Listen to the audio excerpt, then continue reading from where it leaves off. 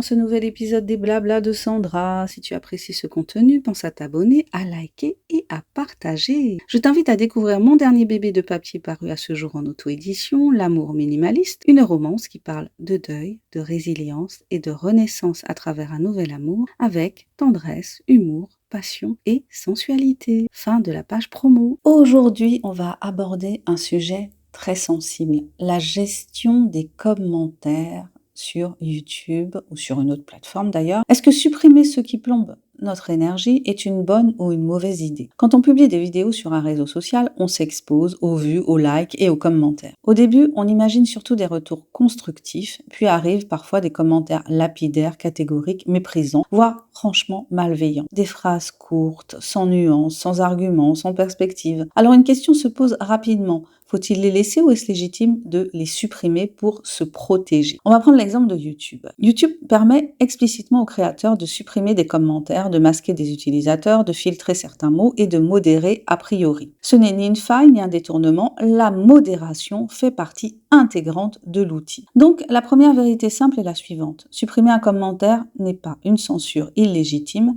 c'est un droit du créateur. Mais tous les commentaires négatifs ne se valent pas, on est d'accord. Il est essentiel de faire une distinction claire entre un commentaire critique, qui exprime un désaccord argumenté, apporte un autre point de vue, ouvre une discussion. Celui-ci est souvent utile même s'il est inconfortable, et un commentaire toxique qui est lapidaire, par exemple le commentateur va dire n'importe quoi, vidéo inutile, il va attaquer la personne plutôt que l'idée, il ne pose aucune question, il ne propose pas d'alternative. Ce type de commentaire n'apporte aucune valeur informationnelle et d'un point de vue cognitif, il n'y a donc rien à apprendre de ce type de message. L'impact de ce type de commentaire est documenté. Plusieurs études en psychologie montrent que les interactions négatives répétées augmentent le stress, diminuent la motivation à produire du contenu et favorisent l'autocensure. Autrement dit, laisser ces commentaires visibles n'est pas neutre pour le créateur. Alors, supprimer, est-ce que c'est fuir le débat? C'est l'argument le plus fréquent, mais il repose sur une confusion. Le débat suppose un échange. Un propos catégorique et fermé n'est pas un débat. Supprimer un commentaire qui n'ouvre aucune discussion, ce n'est pas refuser la contradiction, c'est refuser le bruit. D'un point de vue pragmatique, ton énergie est limitée, ta capacité de création aussi. Choisir ces combats n'est pas un signe de faiblesse, mais un signe de lucidité. Le vrai critère de décision, quel est-il alors? La question utile n'est donc pas est-ce un commentaire positif ou négatif, mais plutôt est-ce que ce commentaire apporte quelque chose à la réflexion, au débat ou à ta communauté? Est-ce qu'il m'apporte